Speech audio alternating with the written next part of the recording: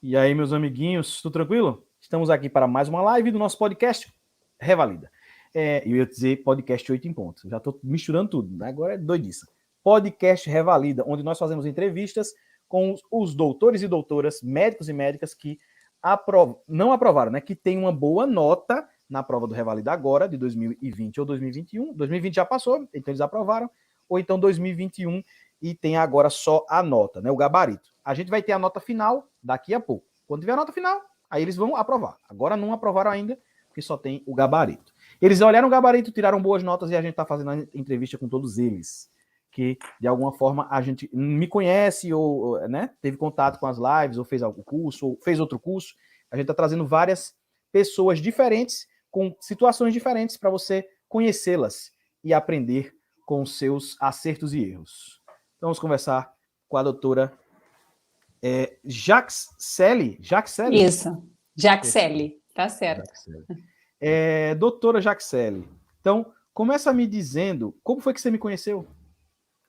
Então, eu conheci o Dr. Rafael pelas redes sociais, pelo YouTube, quando eu estava procurando informação, conteúdo para a preparação da prova do INEP, do Revalida. E aí eu vi que tinha pouco conteúdo, na verdade, nessa época, final de 2019, princípio de 2020. E aí foi onde eu conheci o Dr. Rafael, aí eu comecei a segui-lo, tanto pelo YouTube como pelo Instagram. Só que no começo eu não acompanhava assim constantemente. Eu seguia ele, mas eu não levava uma rotina nas suas lives. Depois que ele começou a fazer aqueles temas, aquelas lives por temas, eu comecei a acompanhar mais seguido com uma rotina de estudo que para mim foi muito, muito bom.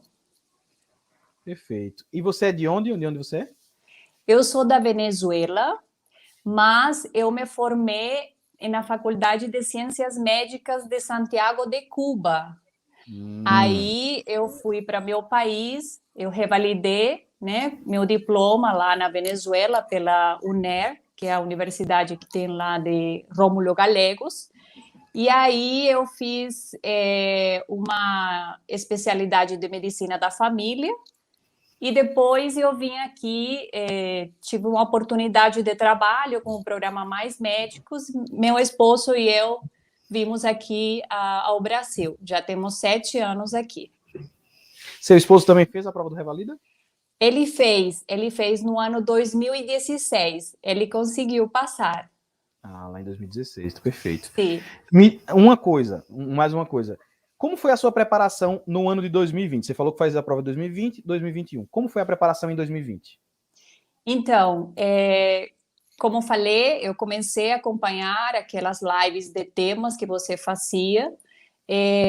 Depois eu ouvi falar sobre um curso, né, que o mesmo doutor Rafael ele falou muito bem desse curso. Daí eu comprei esse curso, né, mais ou menos no mês de setembro. E aí eu comecei a me preparar no conteúdo que a plataforma desse curso me oferecia. Eu tinha um cronograma de estudo que o mesmo programa, o mesmo curso me deu. E aí, só que foi assim, eu comecei o curso em setembro e a prova, eu acho que foi em novembro, dezembro, não estou me lembrando muito bem. E assim, eu fiz poucas questões, eu não estudava, não tinha aquele ritmo, né, de estudar por questões. Eu tinha muito medo, na verdade, de fazer questões. Eu achava que era uma coisa assim.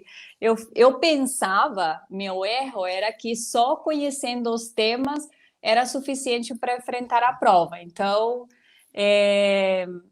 só que foi um erro, né? Porque não consegui. Aí, mas quando você pegou a prova de 2020, como foi a sensação? Porque quando você viu, você teve um impacto, foi coisas que você não sabia, ou que sabia mais ou menos, como foi? Então, por esse curso que eu comprei, eles tinham ali, eles postavam questões também. Quando eles tinham uma tabela lá, uma coluna, onde tinha várias questões. E tinha simulados também, só que eu não consegui fazer os simulados porque eu me concentrei muito nos temas, no conteúdo. Então, eu passava o dia inteiro estudando para eu poder pensar, né, que eu ia abarcar todo o conteúdo. Só que quando eu fui na prova, eu não tinha aquela habilidade, né, para responder, para ler rápido, pelo fato de que o Revalida, as provas, as questões são muito longas, muito estresse, tudo baixo pressão. Então, infelizmente, eu não consegui. Eu abarquei, acho que 50 pontos na prova 2020. Mas você não tinha a noção de que deveria estudar com as questões ou isso foi... Você nem pensava nisso? Doutor, eu até escutei, porque como te falei, eu te seguia, né, em aquelas lives que você fazia por temas e você fazia menção sobre isso. Só que eu demorei para entender isso, sabe? Eu demorei demais. Eu achava que não, que tipo, eu fazendo algumas questões já era suficiente, sabe? Não me concentrei assim, nas questões, fazer cada dia, sabe? Depois que eu comecei a te seguir, depois dessa prova, e nesse ano, que eu comecei a te seguir mais, acompanhar quase todos os dias, aí eu entendi, não, é por aqui que eu devo ir, pelas questões. Aí comecei a fazer, eu peguei, lembro que eu imprimi todas as provas. Aí eu falei, não, eu vou aí por esse caminho que o doutor Rafael está orientando, está falando. Aí eu imprimi todas as questões, sentei, peguei questão por questão, resolvi elas, vi qual eram os temas mais relevantes. Eu lembro que eu pegava assim, né? Ó, todos os temas de todas as questões. Aí eu vi quais eram as mais relevantes, daí depois eu peguei por tema, por exemplo, reanimação, eu peguei todas as questões de reanimação, de INEP, imunização, e fui fazendo assim, sabe? Eu fui fazendo assim cada questão, e aí eu comecei a me situar mais. Eu sinto que eu ganhei um pouco de confiança fazendo muita questão. Então, eu tinha um cronograma de estudo, onde eu estudava um tema, em 3 dias eu voltava a ver esse tema, em 7 dias eu voltava a ver esse tema, mas em vez de ir ao meu mapa mental, o meu resumo, eu ia nas questões. Então, eu ia a fazer a revisão da imunização, por exemplo.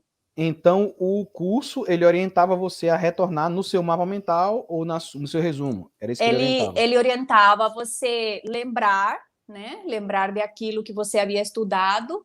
E aí, se você não lembrava, você teria que ir novamente ao mapa mental. Entendi. Entende? Ele não faz tanto. Agora, provavelmente, tanto que já escutaram a você, né, o Dr. Rafael, sobre questões. Eu acho que muitos. Eu escuto assim muito frequente sobre isso, sobre as questões, mas realmente antigamente não tinha isso. Não tinha, realmente não tinha. Tá vendo? Eu acho que eu também nunca tinha escutado ninguém falar disso. Eu acho que eu fui um dos primeiros, se não foi o primeiro, um dos primeiros que focou o estudo totalmente nas questões, assim. Para o Revalida, para residência com certeza, para a prova de, sei lá, concurso público com certeza as pessoas já faziam isso. Mas para a Revalida não, para a Revalida a galera falava muito dos temas e não tinha muito esse negócio de preparação com questões, né? Sim, agora, realmente. Quais dicas você daria para a pessoa que vai fazer a prova em 2022? Olha, primeiramente, que para mim foi muito importante, e eu acho que é muito importante para todos, é o fator tempo. Não espere, a minha recomendação é não esperar que saia o edital, né? Você, se ainda não saiu o edital, comece agora a estudar, faça um cronograma de estudo, veja quais são os temas mais prevalentes que estão ali nas questões, é só olhar nas questões. acompanhar as lives do Dr. Rafael, que tem muitas lives das questões do Revalida do INEP. Aí você precisa, depois que você faça esse cronograma de estudo, você precisa conhecer, né, como a banca, ela cobra, né? Como que a banca cobra, quais são os temas mais relevantes. E comece por aí, você tem que dominar, já quando você vai para a prova, você tem que dominar muito bem esses temas relevantes, que como o doutor Rafael constantemente ele fala nas suas lives, é os 70% ou 80% das provas do INEP. Então, faça esse cronograma, veja bem como é que é cobrado nas provas os temas, veja muita questão todos os dias. Se você, depois de fazer o estudo dos temas que você vai fazer, conforme o teu cronograma, o teu tempo, faça muita questão do revalida, porque os temas se repetem, só que eles mudam uma que outra coisa, tem as pegadinhas também, né? Então, mas isso vai te ajudar demais. A mim me ajudou muito. Eu tinha muito medo de fazer questões, inclusive da UFMT, eu achava, meu Deus do céu, isso para mim não é. Mas depois que o doutor Rafael também fez lives da UFMT, das discursivas, isso me ajudou muito. Seja disciplinado, não todos os dias a gente tem vontade de estudar, isso é normal, mas seja disciplinado, constante, né? Porque a tua rotina que você tiver nos teus estudos, isso vai te dar bons resultados.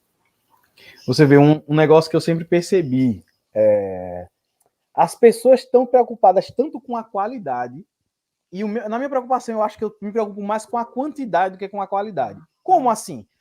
Às vezes, o cara num curso, eu já vi várias lives de resolução, o cara se preocupa em ficar naquela questão, e ele explicar o assunto todinho com uma questão, né? Ou com duas. Ele faz aquele tema todinho e explica dentro daquelas questões. Já no meu caso, eu não. Eu acho que a pessoa deve fazer várias questões iguais, porque tem. O cara não revalida, o cara faz, né? Pega 2011, aí uma 2012 parecida, 2013 parecida, 2014, e aí o cara começa a perceber, rapaz, olha, ele vai perguntar isso daqui. Eu não tenho que saber fatores de risco, epidemiologia, outras coisas, porque isso não é o foco. O foco é a conduta. Olha, ele está me perguntando diagnóstico dessa daqui. Então, quer dizer, toxoplasmose como TURT, o mais importante é entender o teste de avidez. Na distócia de ombro, o mais importante é entender que existe a manobra de McRoberts e Rubin 1. É isso que eu tenho que saber. E aí o cara... Agora imagine se eu fosse pegar essa questão e fosse falar de todas as manobras. Nunca caíram. Não importa. O que importa para a prova é a McRoberts e Rubin 1. Por quê? Porque nós não somos ginecologistas, não somos obstetras. Nós somos generalistas. Lá na prova, a prova é feita para o generalista. Então é saber o que fazer, saber quando encaminhar. Se tiver uma coisa complicada, você encaminha. E qual é o problema desse estudo de especialista? Quando você chega na prova prática, a maioria do gabarito, a maioria dessas respostas que são mais complicadas, sempre é encaminhamento para ortopedista, encaminhamento para ginecologia. E você não lembra dessas coisas, porque você está acostumado a pensar em resolver como se você fosse o ginecologista, como se você fosse o ortopedista. E nós não somos. Na prova prática, a gente vai trabalhar como generalista. Chega uma mulher com sangramento ginecológico, encaminhamento para o ginecologista. Estabilização da paciente, encaminhamento para o ginecologista. Eu já tenho que saber isso, mas isso ninguém fala para você. É complicado de você perceber essas coisas. E só depois de levar muita lapada que você percebe. Tem gente que já sabe. Eu levei muita lapada na minha vida para eu perceber essas coisas. Ninguém nunca me disse. Pois é, eu também. Quando eu comecei a acompanhar o Dr. Rafael, as lives, respondendo questões, você me deu uma direção, o que eu deveria de olhar, prestar atenção. Às vezes eu leia e nem prestava atenção na idade, se era sexo masculino, feminino, sabe? O meu intuito era ler rápido e querendo responder, achando que não prestando esses detalhes, essas coisinhas que às vezes um enunciado enorme, mas você nos direcionava nas lives ou nos direciona a saber, a identificar, já começando a ler, já você identifica o que me está falando. Bom, provavelmente seja febre reumática, provavelmente, entende? Então, tudo isso, essas coisas me ajudaram muito para eu dar, para ir ali no ponto, na resposta das questões. É porque isso é muito importante. Isso é muito importante. Teve uma questão que eu lembro da prova do Revalida que a gente fez, que era a paciente que tinha um nódulo mamário, e ele perguntava a conduta que você faria. Aí a resposta era punção, aspiração com agulha fina.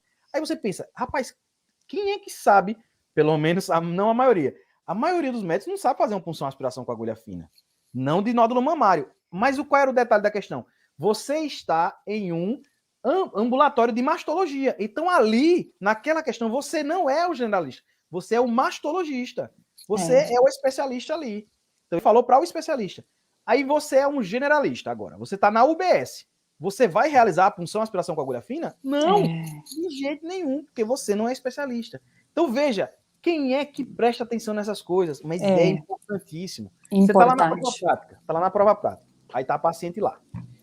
Tem um problema, a gente sabe, tem uma úlcera lá. Rompeu uma úlcera, tá, não sei o quê. Vai, tá lá, Forrest não sei quanto, Forrest 2A, e você tem que caminhar a paciente para fazer a endoscopia digestiva alta. O que você vai dizer não é que você vai fazer a endoscopia. Você não é endoscopista.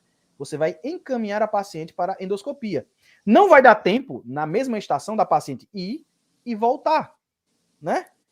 Então, essas lógicas que a gente tem que ter, né? Se a paciente dá tempo de voltar, ele vai trazer o laudo da endoscopia. Ah, sei lá, tem uma úlcera, tá sangrante, ou não, tem Forrest 2A, que tá ali com uma probabilidade alta. Qual é a sua conduta agora?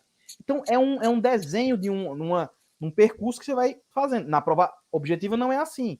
Ele já dá todo o desenho e você só vai dizer lá a conduta final. Na prova prática, você já tem que saber as condutas parciais até chegar à conduta final, né? Então, é importante saber essas coisas. É importante. Doutora, estamos chegando ao final da nossa conversa. Falamos sobre coisas muito produtivas aqui na nossa conversa. E eu queria que você desse as suas considerações finais. Bom, eu quero agradecer, né, primeiramente ao Dr. Rafael por toda a ajuda, por todas essas lives, por todo esse conteúdo gratuito. Eu convido a todos aqueles que estão pensando fazer o Revalida que procurem ele no YouTube, no Instagram, acompanhem as suas lives, todas são conteúdo gratuito. Ele dá muita coisa pelo Instagram, pelo YouTube. O grupo que ele tem no Telegram é muito importante, esse grupo de apoio, porque, como falei anteriormente, não todos os dias a gente tem aquela vontade de estudar, mas quando você está em um grupo de apoio, todo mundo no mesmo objetivo de fazer o Revalida com a mesma meta, o mesmo propósito, isso te ajuda bastante para você se animar e também acompanhar essa galera que também está estudando. Então, para frente, muito equilíbrio emocional, né? E aqueles que acreditam em Deus, confiar em Deus, que Ele tem o controle de todas as coisas e que um dia vai dar certo. É isso aí, doutora, muito bem. Então, é isso aí. Estamos nos preparando para a prova prática agora, né? Se Deus quiser, vai dar tudo certo. Amém. Nós vamos estudar juntos aí. E no grupo da prova prática a gente vai aproveitar muito. Então, eu quero agradecer a sua presença, doutora Jaxele, agradecer pela sua disponibilidade de falar sobre a prova, que é o que a gente não encontra pessoas querendo falar sobre a prova. O cara quer passar e esquecer. E a gente não deve ser assim. A gente tem que passar e deixar a mensagem, para que outros, quando vierem, saibam da nossa experiência. Isso é muito importante. Isso me ajudou muito lá no passado. Quando eu vi alguns testemunhos lá no passado, eu disse, rapaz, esse negócio é possível. Eu vou meter bronca. Então, eu segui algumas dicas, aquelas poucas dicas que a gente tinha. Eu quero fazer menção aos Instagrams de revalidação, revalidação médica, acho que é Revalidando, que são muito bons, eles colocam muito conteúdo legal, dão notícias, deixam testemunhos, então é massa. Todos esses Instagrams são muito massas, eles ajudam demais. Do mesmo jeito eu estou tentando fazer aqui, deixar aí a contribuição com as entrevistas, as lives e tudo, e eu quero agradecer mais uma vez. Você, meu amiguinho que assistiu esse podcast, eu espero que você tenha gostado. Não se esqueça de curtir e compartilhar, escrever o seu comentário aqui e se inscrever no canal. Nos vemos no próximo podcast Revalida. Tchauzinho para todos, Papai do Céu abençoe você.